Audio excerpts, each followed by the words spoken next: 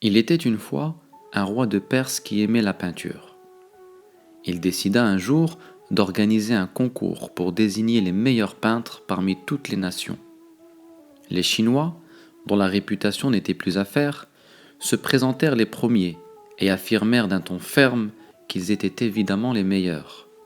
Puis vinrent les Byzantins, célèbres et célébrés pour la beauté de leurs icônes. Ils contestèrent la prétention des Chinois, prétendant qu'ils avaient atteint, eux, un degré supérieur dans la perfection de l'art.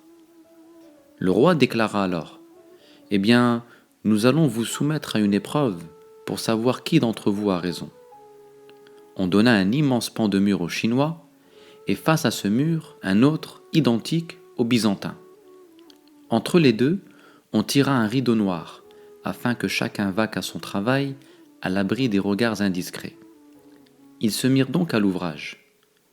Les Chinois demandèrent au roi 100 couleurs diverses, des coquillages précieux, des feuilles d'or et d'argent, de la poussière d'émeraude, de l'encre musquée, et le roi, généreux, ouvrit son trésor et leur accorda tout ce qu'ils voulaient. Ils peignirent donc, et peignirent encore. Ils travaillèrent les couleurs, les formes, les contours, l'ensemble et le détail, jusqu'à atteindre le sublime. Les Byzantins, eux, ne demandèrent rien. Ni pinceau, ni couleur, ni encre, ni métal précieux. Il faut se contenter de polir la rouille, disait-il. Ils polirent donc leurs murs. Ils polirent et polirent encore, jusqu'à obtenir une surface lisse et luisante. Lorsque les Chinois eurent terminé leur œuvre, de joie, ils firent battre tambour. Le roi alla contempler leurs murs et fut ébahi. Ce spectacle ravissait les sens et la raison, surpassait tout ce qui se peut imaginer. Tout était ici plus coloré, plus beau, plus vivant que nature. Il semblait impossible de faire mieux. Cependant, le roi ordonna de lever le rideau qui cachait l'œuvre des Byzantins. Quand cela fut fait, la peinture des Chinois vint se refléter sur la surface polie du mur. Ô grand Dieu! Tout ce qui paraissait si beau là-bas devint plus époustouflant encore ici. Les formes, les couleurs, les lumières, tout ici avait comme un surcroît d'éclat. Il était donc possible de faire mieux.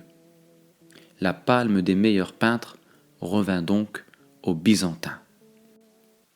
De ce conte symbolique tiré du Matnawi, œuvre magistrale du grand poète mystique Jalal ad-Din al-Rumi, nous pouvons extraire la leçon suivante. Comme vous le savez, la beauté véritable ne s'acquiert pas en soignant la forme extérieure, mais en polissant la nature intérieure de notre être. De la même façon que la foi véritable ne se mesure pas à la forme extérieure du croyant, même si son aspect apparent semble répondre à tous les critères de la piété. La foi ne se gagne qu'au prix d'un véritable travail d'approfondissement intérieur, de purification du cœur, en le débarrassant sans relâche de sa rouille, de ses impuretés, jusqu'à ce qu'il devienne le miroir des qualités divines. Il y a en effet deux catégories de personnes. Ceux qui, à l'image des Chinois, vont s'employer à soigner les apparences, à cultiver la forme et l'extérieur pour dégager un semblant de beauté qui ne suscitera que la fausse admiration des hommes. Et ceux qui, à l'instar des Byzantins, aspirent à la transparence intérieure, celle qui permet d'accueillir la beauté avec le véritable éclat de la foi.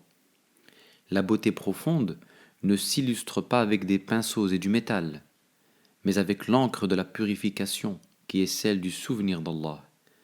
Les Byzantins ont triomphé sans les artifices des Chinois, en œuvrant au polissage du mur qui symbolise ici le cœur, car la beauté prend source dans la foi en Dieu et non dans les artifices du bas monde. Plus clairement, la beauté du comportement ne s'acquiert pas extérieurement et de manière superficielle par le biais des conventions sociales, mais en polissant le cœur qui contient en puissance les noms d'Allah subhanahu wa ta'ala. C'est en purifiant son cœur que l'on devient véritablement le reflet du beau, du bien, du juste, Seul un cœur pur est digne de la beauté divine.